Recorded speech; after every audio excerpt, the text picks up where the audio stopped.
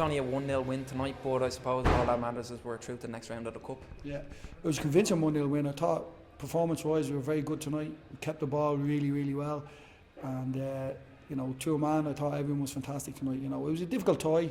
We always knew it was going to be a difficult tie. They're a big, strong, physical side, and they were danger from set pieces. But I thought we controlled the game from start to finish.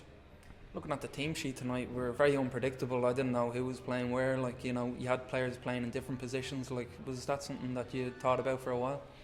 Well, we really thought about it. I mean, once the Shells game was over, we had to plan and prepare for Avondale, as I said, and because they're a physical side, we needed to get a little bit more experience in the team, if you like, and we put Derek Pender in at left back because of the experiences he's had at this level.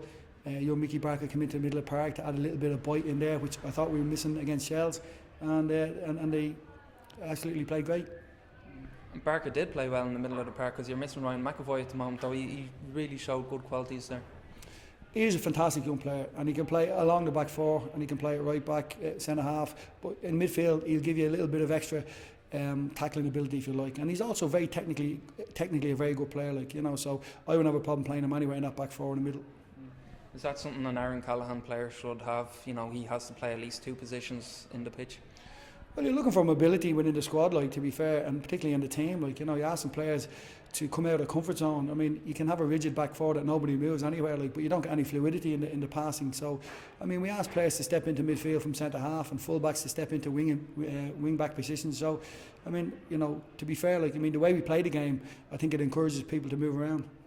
Speaking of which, you had alluded to it last Monday that Evan McMillan might trot up front, like, and you started him there. How do you think he went? I thought he was a handful all night. I thought he won some very good flick-ons, but not only that, technically he's very good. He brings players into the game. It's something we've been missing most of the season, and I've been searching for a striker, even in England, and we couldn't afford any of them that we were talking to, and so we said we'd give Evan a go. I mean, we've got good centre halves at the club. Roberto Lopez is very, very good defender, and Dave Mulcahy can play centre half as well. So we're okay in that position. So we just said we'd give it a go, and I thought he was brilliant. And we could also afford the luxury tonight of missing two penalties as well and still winning.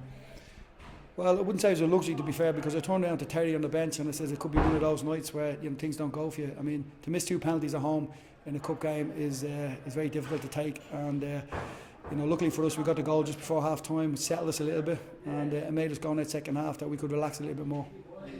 I didn't see Ken Carr tonight. Is he injured at the moment, or what's the story there? No, he's got work commitment, actually. I mean, when we signed him, he had to go away for 4 days in terms of his job. So, I mean, we can't stand in his way in terms of his job. I mean, that's his income. He's an amateur at this club. He doesn't get paid. So we had to let him go. Are you hoping to blood him into the first team again when he comes back? Yeah, I think he's a good player. I think he's done well in his debut up in Derry. He got some good movement off him, and he just needs a little bit of experience at this level. And I think part of the development is to put them in and take them out, and you know, not put too much pressure on them, because sometimes that can drain their confidence.